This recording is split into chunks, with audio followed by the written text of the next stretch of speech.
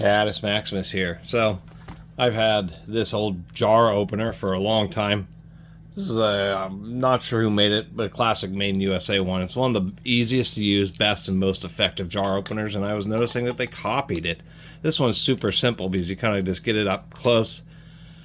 Has this little tooth that engages these metal rods. You just press, and it just gets a really strong bite and releases nice and easy.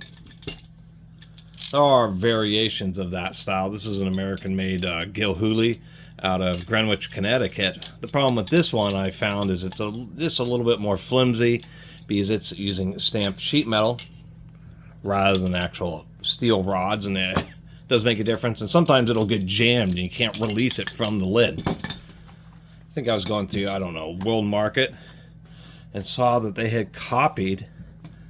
And there's a couple different versions of this old American-made one. This is a more classic one.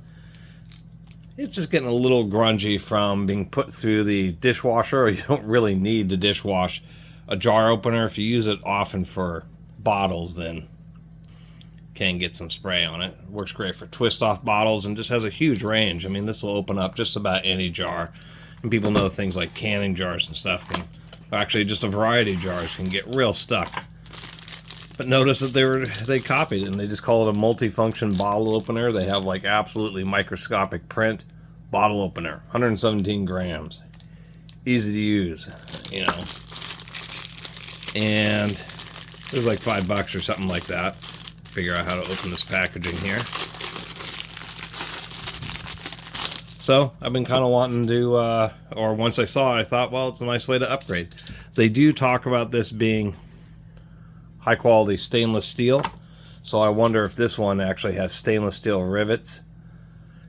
A magnet test wouldn't be great in this situation, mainly because there's both magnetic and non-magnetic, and many food grade stainless steels actually can end up being magnetic.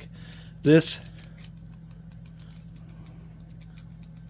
fair amount of play. This one seems to have a little bit more play, so maybe not as much precision we can see versus the old American made one. It is just a little bit longer, but it's just an exact copy with the little notches and the indent. But surprise, well, I shouldn't say it's not. It's a exact design copy, but there's just slight variations here. You can see where this tooth jaw sticks out further than it does on this one. Rivets are put in a different direction. But otherwise, effectively the same thing, and really like these. One thing I was just noticing here is on the old school one, those jaws are pretty close. It helps make it more rigid. On this one, jaws are just a little further apart, and it appears the thickness of the material is real close. You can always tell on these if you just use it.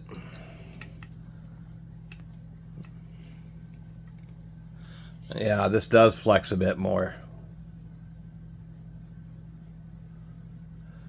So, in this situation, the knockoff one is not as good as the original American-made one. You know, big surprise. This one seems to always work well. If you open the handle all the way, there's enough friction to where you get it closed, and it always seems to engage just fine.